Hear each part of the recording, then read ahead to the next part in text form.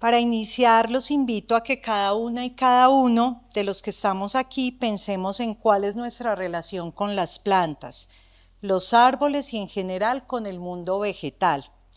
Recordemos si tenemos una planta en nuestra casa, un árbol o varios árboles cerca de donde vivimos o trabajamos y pensemos cuál es nuestra relación con ellos, de indiferencia, de cuidado, de dominio, de adorno. ¿Cómo la catalogaríamos? O simplemente podemos decir que no tenemos ningún tipo de vínculo con las plantas o con los árboles. En la ponencia de hoy, y teniendo como fuente principal el estudio del Tratado Laurino, Voces Místicas de la Naturaleza, quiero hablar de la relación de Laura con las plantas, su observación de los árboles, su comparación con el comportamiento humano y la simbología religiosa que les da a partir de las categorías ecocríticas de filología verde y poética de la respiración. Esto con el fin de continuar situando a la santa colombiana y a sus escritos más allá de la mirada religiosa y popular y perfilarla como mística de la naturaleza que elevaba su espíritu hacia Dios a través de la contemplación del medio natural. Primero, entonces, voy a hablar un poco de la relación de Laura con las plantas. En Historia de las Misericordias de Dios en un alma, Laura cuenta de su conexión con la naturaleza data de su niñez y adolescencia y menciona que se destacaba en las clases de historia natural por su conocimiento del mundo vegetal.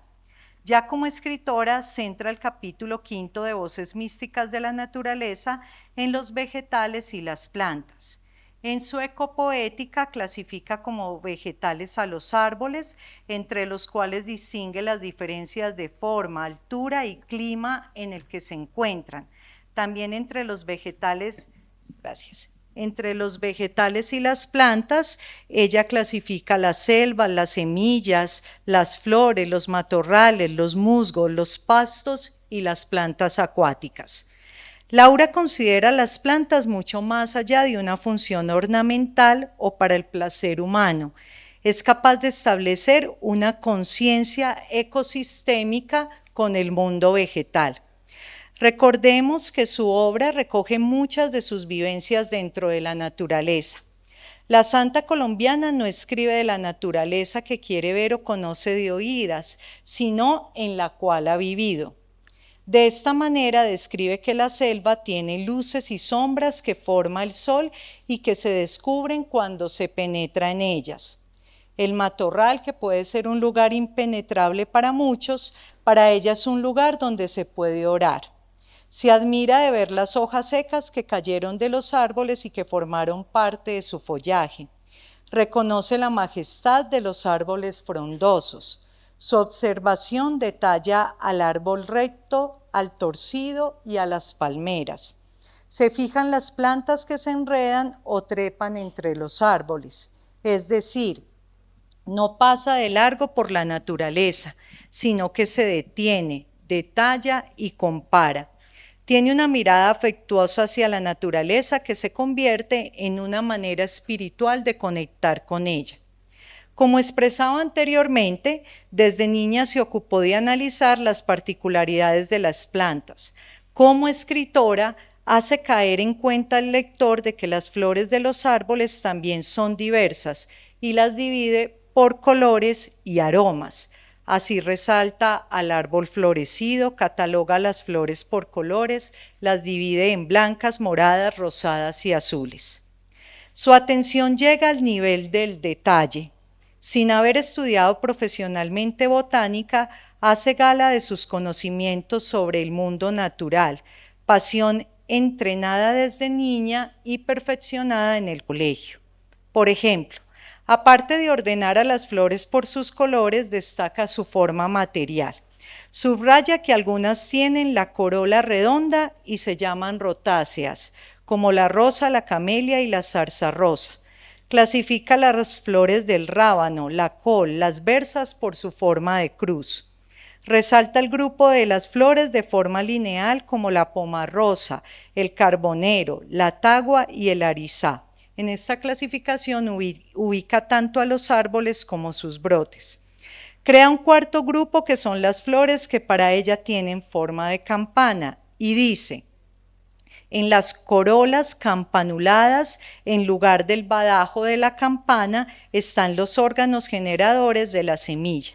Ordena también las flores en forma de tubo, en forma de estrella, y las que tienen corola en movimiento, según Laura.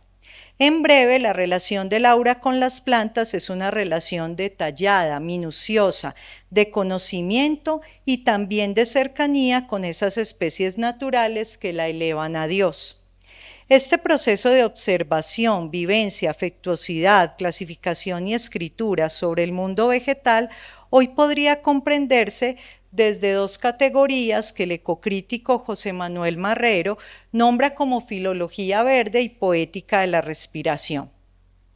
La filología verde tiene como objetivo declarado, abro comillas, el estudio de la cultura y de sus manifestaciones literarias a partir de una conciencia medioambiental que responde ética y estéticamente a las circunstancias ecológicamente críticas del momento. Hasta ahí Marrero. Si bien no podemos decir que Laura fue una ecologista en todo el sentido de la palabra, su conciencia ecosistémica permite que en la actualidad sus escritos conduzcan al lector hacia una ética del cuidado de la naturaleza. La poética de la respiración es una ecopoética que estudia y compara el ritmo y la armonía que se da en la naturaleza con el ritmo y la armonía de la poesía o de otros escritos literarios y de las artes en general. Asimismo, entiende los principios y finalidades de la literatura a partir de la conciencia de la crisis ecológica planetaria que afecta los tiempos que corren. En este sentido, lo que plantea Santa Laura al describir el mundo vegetal es una ecopoética que deja salir a flote los sentimientos y emociones de la naturaleza, en este caso las plantas, y lo que esto produce en el interior de su ser, y cómo estos elevan el alma de esta mujer hacia Dios de tal manera que las plantas le hablan de Dios y del ser humano. Ahora miremos cómo las plantas le hablan a Laura de los seres humanos. Al observar los árboles, Laura lee la vida humana. La visión de los árboles y las plantas le permiten comprender mucho mejor a los seres humanos. Para ilustrar, en el aparte de su libro dedicado a las palmeras, como recurso literario narrativo se hace pasar por un viajero observador, el cual medita en las palmeras como, dice ella, jeroglíficos de la humanidad. Si bien esta es una lectura antropocéntrica, Laura no analiza el comportamiento de la naturaleza como si la naturaleza fuera humana, sino que la naturaleza le recuerda a los seres humanos y su vivencia moral o espiritual. Veamos algunos ejemplos. Escribe la religiosa.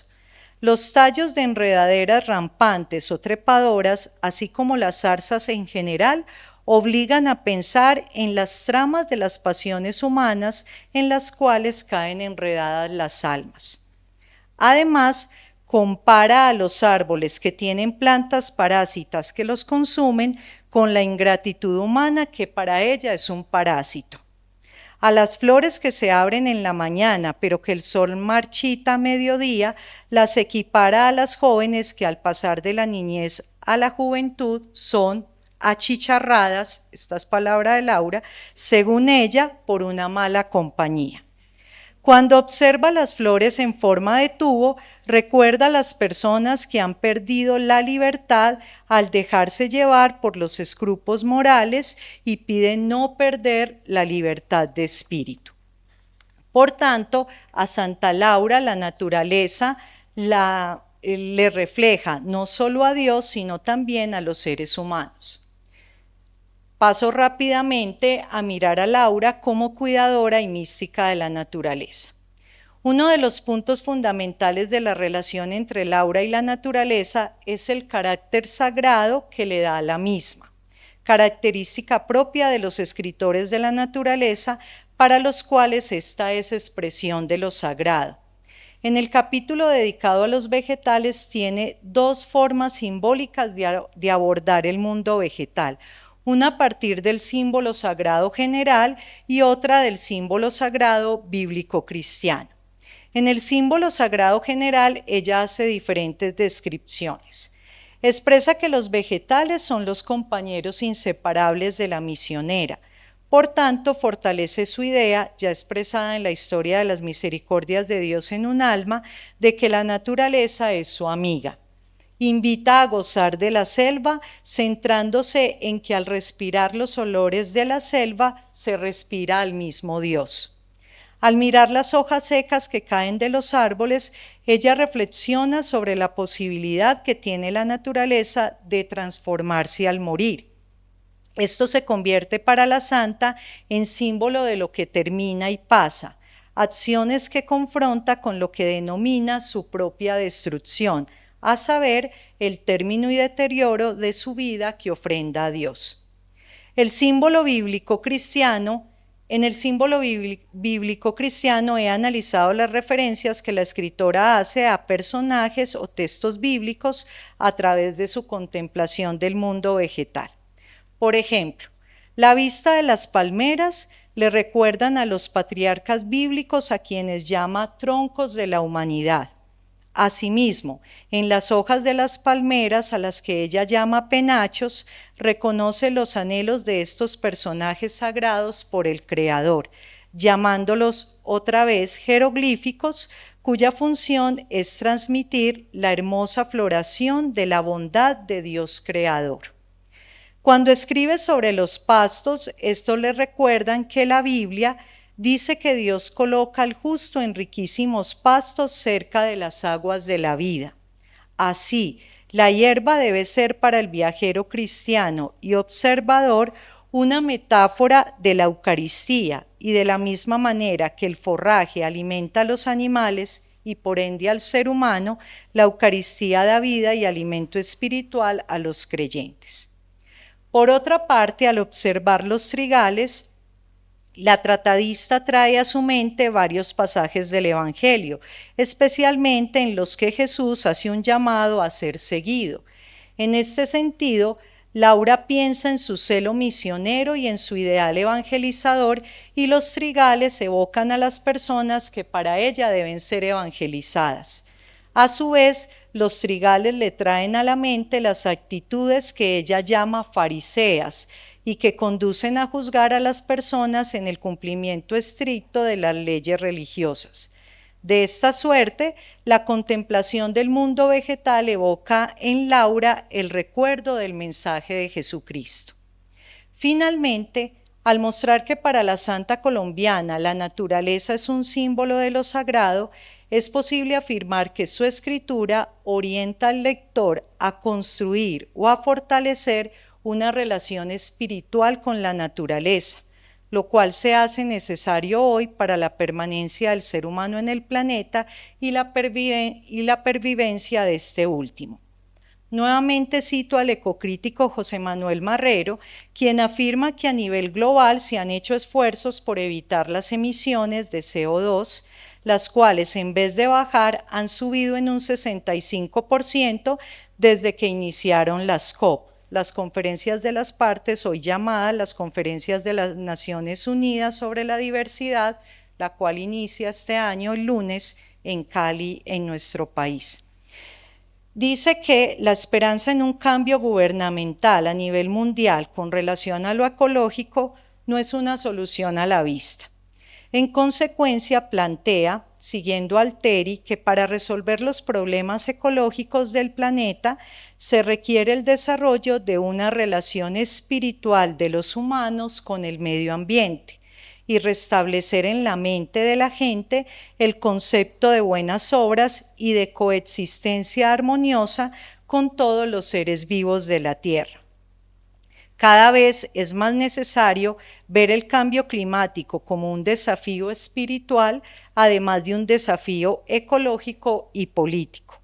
En este sentido, el vínculo de Laura con la naturaleza es un vínculo espiritual que propicia una relación afectiva y de cuidado con el mundo natural. No obstante, la santa también tiene una perspectiva antropocéntrica de la naturaleza muy propia de la religión cristiana y de la biología occidental del siglo XIX, en la cual se ve a la naturaleza desde una perspectiva jerárquica piramidal en la que hay seres mejores dotados que otros. Esta visión ponía a las plantas por debajo de los animales y a los seres humanos por encima de ambos. Sin embargo, a pesar de que el pensamiento antropocéntrico pertenece al ideal civilizador de la época en la cual vivió, es posible afirmar, a partir de la filología verde, que Laura no busca el sometimiento de las plantas a los animales o al ser humano, sino que en los ecotextos laurinos se vislumbra una admiración por lo natural, que es más del orden de la administración que del dominio. Incluso en su relación con los vegetales podría entreverse lo que afirma Nascimento: pensar la planta es pensar con la planta. En Voces místicas de la naturaleza es evidente que Laura coexiste con las plantas y los vegetales como un medio para elevarse hacia Dios. A nosotros hoy se nos pide pensar con la planta, aceptando que el mundo vegetal representa el 85% de la biomasa de la Tierra y que la vida planetaria depende de ella. Al leer el Tratado Laurino en la óptica de la filología verde, se presta atención a la poética que emana este texto del pasado y su reinterpretación ecopoética en el presente, para hacerlo útil al futuro y respirar con la naturaleza, de cuyo ritmo acompasado depende la salud del planeta en el presente y de la vida en el futuro. Muchas gracias.